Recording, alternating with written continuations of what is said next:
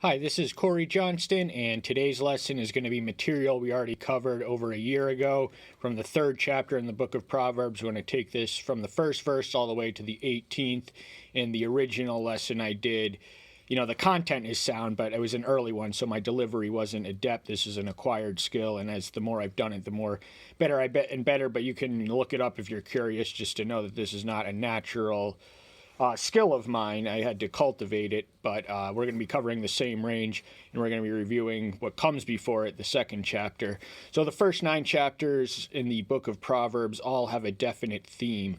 The theme of the second one is the moral benefits of wisdom, and that bleeds over. The third chapter is additional benefits of wisdom, but of the moral nature of or the moral benefit of wisdom. Wisdom is not some abstract, esoteric entity. Biblical wisdom is highly practical.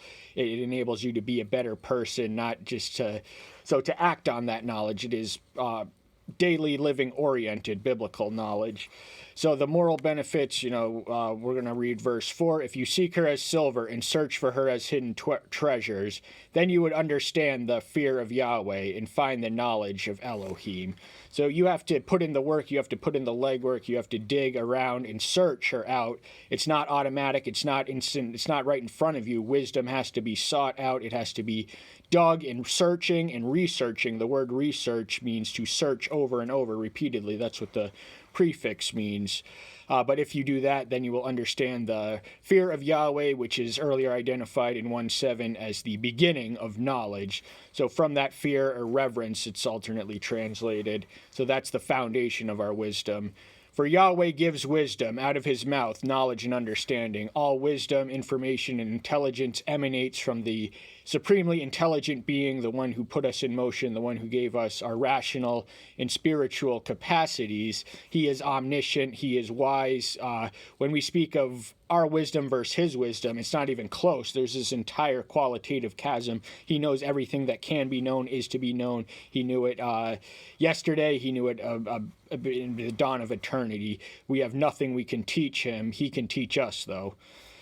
Then you would understand righteousness and judgment and justice and straightness, every good path. So the moral benefits is that you are made more righteous. That means you are better in your conduct and you understand justice. You're not going to, make snap judgments or be prejudicial or anything. You're going to know how to judge correctly. And straightness or uprightness, that is the straight path. The covenant path is the way that he often uses the word the way, and the way of life and the way of death. And these are contrasted. We read of that later. But in the 11th verse, he says, discretion will keep you. Understanding will watch over you. So having that understanding in the back of your brain will come in handy when trouble alerts. It will, you will be discreet and you will understand not to succumb to the temptation to deliver you from the evil way of the man who speaks perversity. And then it's also to deliver you from the strange woman, from the foreigner who flats with her words. So that word strange just means anyone who is not his wife, not your wife. So that's a foreigner. That means it's outside the bread, and you will understand what she is saying, why she is saying. Flattery is the way of the seductress. It's also the way of the suck-up, and it is not communication. It is manipulation.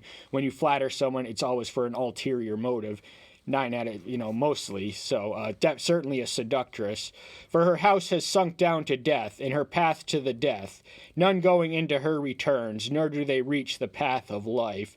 So this is presented almost as sin beyond repentance. If you indulge once, you'll want to indulge again.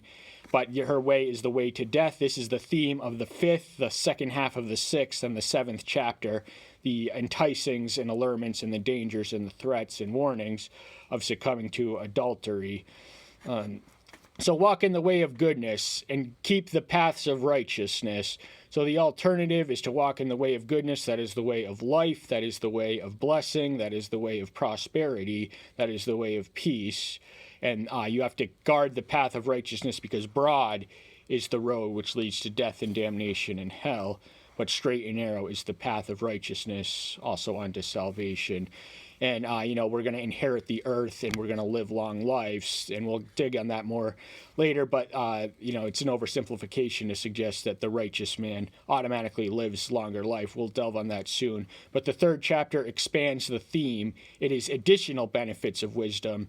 So what's different about the third chapter is there are conditions. We read in the first 12 verses, there are 4 conditions we have to meet in order to receive Yahweh's guidance or Yahweh's blessing. So we're going to identify them, and we'll make them known to you as we go. First verse, third chapter, book of Proverbs, lesson itself. My son, do not forget my Torah, and let your heart watch over my commands. So this is addressed to a son. Solomon had many sons, but it wasn't written to us, but it is very much written for us. Nothing in the Bible is written to us. The Pauline epistles are all directed to different assemblies that are historical and no longer with us, but its value is for us. It is eternally alive. And, the temptation to forget. So if you come to a knowledge and then you forget, you are worse off than if you never had the ignorance to begin with. This is communicated in the New Testament in passages such as Hebrews 10, 26, 27, and 2 Peter 2, 20, 21. Your heart determines so much that you do. If you have a heart for the commandments, that means you will love it, you will live it, you will learn it, you will obey it, and because obedience is motivated in love. We obey not because we fear punishment, but because we love him and we genuinely want to please him. For length of days and long life, in peace they add to you. So a proverb should not be interpreted too literally. I think literalism is my default state of interpretation. My standard is, if the literal sense makes common sense, seek no other sense. But the rhetoric doesn't match the reality 100% of the time. So I don't interpret Proverbs too literally. I don't interpret them or teach people to interpret them as promises, but as principles. So there's always a dichotomy between the heavenly economy and the economy on earth. Our economy is corrupt because it is comprised of people, and they are corrupt. So very often the prosperous live longer lives, and the righteous are martyred, and their lives are cut short. But the length of days, now the path of righteousness will not necessarily add years to your life, but it will add life to your years. That is a guarantee. And the peace is... the Hebrew original, shalom, just goes above and beyond the English translation. Oftentimes we are exposed to the limitations of the English language when reading a concordance. So shalom means more, our term peace is just the absence of commotion. Their word for peace is not only that, but a positive inner serenity and a spiritual prosperity, and often a temporal one too. Let not kindness and truth forsake you. Bind them around your neck. So forget and forsake, so we can forget the Torah, but we have to, if we forsake our kindness and our honesty, then we are left with nothing. We forsake the path of righteousness. When we forsake those two virtues, everything we do must be in kindness and in truth. And we are to make it a part of us, so much so that it is bound around our neck, not literally, because wisdom is immaterial and invisible, but But the law or the commandments, it's actually not speaking of wisdom just yet. One of the ways we know it is referred to as her, because it is personified in female form in the first chapter. But I also forgot to read, write them on the tablet of your heart. So the Jews had what were known as phylacteries. These were literal inscriptions of the Shema was the most common one, the basic Jewish confession of monotheism, Deuteronomy 6:4. They would wear it on their forehead or on their arms, and they would just so they have a reminder. And so but he's telling them to write it in your heart. So etch it in there, make it known, make your heart glad towards it, make your heart stimulate, make your heart alive by it. Thus finding grace and good sight in the eyes of Elohim and man. So this is the first condition, and the word is usually identified as then or thus, but in this translation they're actually all different. But so the conditions for once these conditions are satisfied, once you forget and do not forget, but remember and study and grow on to and incline your heart towards the law, and don't forsake kindness and truth, but make it a part of you, make it a part of your inner being, so much so that you attach it to you in your outward reach and outward works. So the conditions to getting the grace and good insight in the eyes of Elohim in man is not automatic. There are conditions. You have to meet the conditions that were described in the 3 introductory verses. Trust in Yahweh with all your heart and lean not on your own understanding. So the word trust is, again, the English language doesn't go nearly far enough. The trust in the Hebrew is a defeated foe or a servant on their knees and on their face down in the ground. That is how we are to trust him. We are to be completely submissive in our trust. And this is when understanding is limited, so trust compensates the deficiencies. We don't know what's going to happen to us tomorrow, but when our faith is in him and not in ourselves, our own understanding is limited, it is flawed, it is unreliable. But in his wisdom, if we trust him with all our heart, we will have the portal and the access and the abundant overflow of his wisdom to guide us. And you cannot rely on your understanding. This is the trajectory is continued in the 7th verse. We're going to read the 6th one. Acknowledge him in all your ways, and he makes your path straight. So you have to acknowledge him, which means always be mindful of him, having in the center of your heart, make him your first waking thought, and the last one you go to bed. Everything you do, everything you are, you have to acknowledge him. So say thank you before every meal you eat. Even if you don't have a reason to pray. That's a good way of always acknowledging him. Just praying whenever you find yourself in inertia. It's always good to reach out, not necessarily out loud, but in your heart in prayer. That is a good way to acknowledge him, and it means all your ways. So that means you don't go to church and sing the song and then rip people off in business Monday through Friday. But if you acknowledge him in all your ways, then he will make your path straight. He will remove the obstacles, and there will be temptations in our path. But what do we read in 1 Corinthians 10:13? There is no temptation too difficult that is not overcome you. Yahweh always provides an escape. Do not be wise in your own eyes. Fear Yahweh and turn away from evil. So the temptation for those who are wise in the ways of the world, those who have carnal or worldly wisdom, is to exalt themselves and inflate themselves beyond. And, modern science is wise in its own eyes, and they think that anything that can't be proven cannot be true to an extremist interpretation. But what that does is that also usurps the divine attribute of omniscience by claiming that anything they can't know cannot be.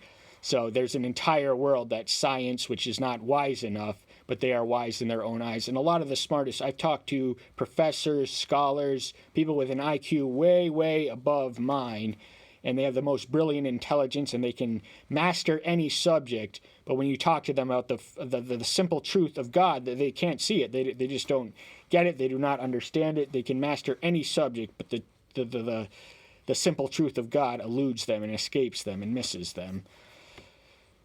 So fear Yahweh, and if you fear Yahweh, you will turn away from evil. You will fear evil, and you will fear sin. You will hate it, so you will not be seduced by its lures or attracted to its surface temptation. So the fear is key. That is the moral. So fear is the foundation, the beginning of knowledge. 1:7, also 9:10, and also 15:33, and also Psalm 110. One of the verses, and it's also in Job 28, fear being the foundation of knowledge. And eschewing evil, that is something Job was praised as doing. He turned away from evil. So evil is literally all around us at all times and in all places. But if we resist, then he will flee. Resist the devil and he will flee. It is healing to your navel and moistening your bones. So the healing to your navel and the moistening of your bones are conditional, and the conditions are what we just read in the 5th verse: trust, acknowledge 6th verse, fear. So these are the 3 conditions to getting the healing in your navel and the moisturing to your bones. This is to have vibrancy in your physical flesh and life form. So it's also a spiritual enhancement as well. If you trust, acknowledge, and fear, you will have access to the Redeemer, whose atonement is sufficient to alleviate even our temporal sicknesses if we pray in faith. So good faith, faith is a test to a lot of people. Having good health, a lot of people are tempted to curse the one who made them for having made them this way. But, that's just something, the furnace of affliction is where Christians are made. And, everything I've learned is from pain, whether sought or unsought. And I haven't learned a single solitary thing from pleasure in all my years. Esteem Yahweh with your goods and with the first fruits of all your increase. So the principle of tithing, as outlined in Deuteronomy, is the condition. So if you meet that, that's the condition, and then the blessing is in the 10th verse. Then your storehouse shall be filled with plenty, and your vats overflow with new wine. So this image is repeated in Malachi 3:10. The idea that if you tithe, if you give 10% of your income to Yahweh, then he will add the increase to you, so much so that your barns will not be able to physically store the increase in yield. But it all is contingent. That's nothing automatic. You're not going to have, you cannot get this blessing by hoarding wealth to yourself. So hoarding wealth is missing the meaning. That's an irresponsible, selfish use of wealth. We got to give back to the one who gave us. And Solomon's father David says somewhere in First Chronicles 16, what can we give you that you have not already given? Everything is already yours. You are supreme, you are sovereign, you are owner. What can we give you? We don't have a dowry as the bride of the Messiah, but what I do bring is a heart that's longing for his coming, and a heart that's on fire for his word, and that's what he's coming for, the heart. So that is our dowry as the bride of the Messiah. My son, do not despise the discipline of Yahweh, and do not loathe his reproof. This is first communicated in 1:7b. Fools despise wisdom and discipline. So a mark between the wise and the foolish is the wise will embrace discipline for its educative and remedial value, whereas the fool will only think of the pain. They will shun and avoid discipline. They will avoid it like the plague, and they will be made none the better for having not embraced that which is necessary and conducive to our growth. For whom Yahweh loves, he reproves, as a father and the son, whom he delights in. So discipline is an act of love. If no more than a loving father would neglect to discipline his son or daughter, mother-daughter, either way, would Yahweh, who is our heavenly Father, he's both our paternal and our maternal figure, he disciplines those he loves. So it is an act of love. Discipline is not just to make you feel bad, it's for you to learn and live and hopefully develop self-discipline. Now, I've met Bible teachers who tell you to throw out the Bible in Galatians 5 if they say self-control, where it's alternately translated as temperance, because strictly speaking, there is no self-control, not for the Christian. Blessed is the man who has found wisdom and the man who gets understanding. So this is the fourth and final blessing and condition. So that the condition we have to meet is recognize, embrace, discipline, live with it, learn from it, respect it as an act of love, and live with it and thank him for disciplining us. And it's most children don't thank their fathers when they discipline them, but as mature adults, we should thank Yahweh for his discipline, because he only wants what's best for us. He knows what's best, and sometimes he has to intervene. But the verses 13 through 18 begin and end in the word blessed.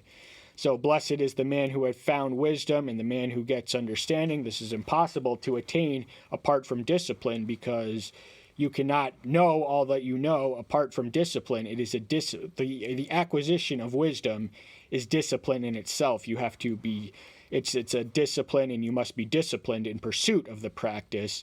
So the blessings are wisdom. We've heard plenty of it, and we'll see what it has to say here. For the gain of it is better than the gain from silver, and its increase than fine gold. So its value of its treasure is beyond measure, is beyond any quantifiable monetary gain. It is more priceless and precious than rubies and jewels and the items of the earth. The wisdom on high is a gift that is free, and yet it is more priceless and precious than all the expensive gold and all the other stuff that churns out of the earth, the wisdom from on high is of exponentially greater value and usefulness than riches of the world. And in fact, you can become rich by being wise. That was certainly Solomon's case. She is more precious than rubies, and your delights are not comparable to him. So everything we know, everything we delight in, everything we can experience, that we ain't seen nothing yet. He's assuming that his son has not, he wouldn't have attained the age where it was necessary, where one can even be wise. Wisdom does come with years, but despise no one because of your youth. Wisdom is not the exclusive monopoly of the elderly, and not every person lives a ripe, long life without gaining wisdom. It is an elusive trait that escapes and eludes most of it. But she is once more precious than rubies, so there's nothing on the earth that compare to her or equal her or exceed her in value. The she is wisdom, once more personified as early as the 20th verse in the first chapter. Length of days is in her right hand, riches in esteem in her left hand.